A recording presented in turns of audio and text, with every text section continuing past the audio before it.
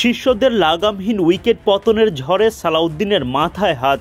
Concussion পরীক্ষা দেয়া জাকেরের মতোই কঠিন পরীক্ষা দিলেন বাংলাদেশের ব্যাটাররাও। ফলাফল হিসেবে জুটল ভক্তদের দুয়োধ্বনি। বাংলাদেশের ব্যাটাররা যেন পণ করে মাঠে নামলেন। যে করেই হোক উইকেট উপহার দিতেই হবে সংযুক্ত আরব আমিরাতের বোলারদের।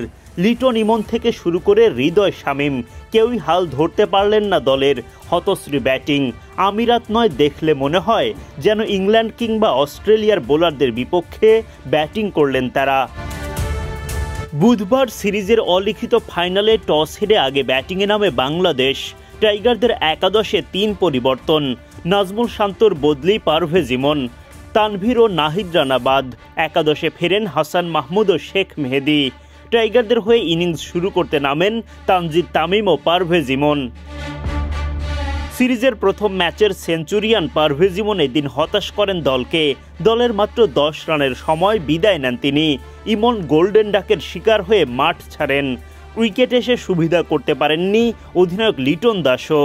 ইস্পাহানি বেকারি ফ্রেশ, স্বাদের আবেশে একটু আয়েশ। হায়দার আলী বলে এলবিডব্লিউর শিকার হয়ে বিদায় ঘণ্টা বাজে লিটনের। 10 বল খেলে 1 ছক্কা ও 1 চারে তিনি করেন 14 রান। লিটনের মতো একই পরিণতি তাওহিদ হৃদয়ের। তিনিও হায়দার আলীর বলে এলবিডব্লিউর শিকার হয়ে উইকেট হারান। রানের খাতায় খুলতে পারেননি হৃদয়। সহ অধিনায়ক শেখ মেহেদী দায়িত্ব নিতে পারেননি ব্যাট হাতে।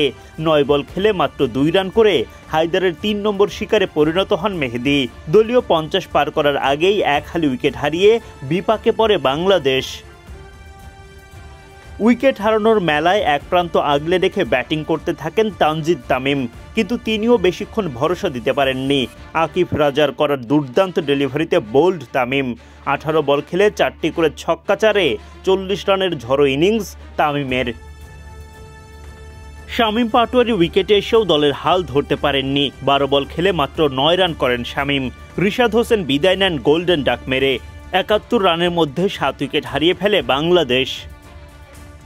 তানজিম সাকিব তেমন সঙ্গ দিতে পারেননি জাকের আলী অনিককে। শেষ দিকে অনিক খানিকটা চেষ্টা করলেও দিশেহারা বাংলাদেশ আর বড় পুঁজি পায়নি।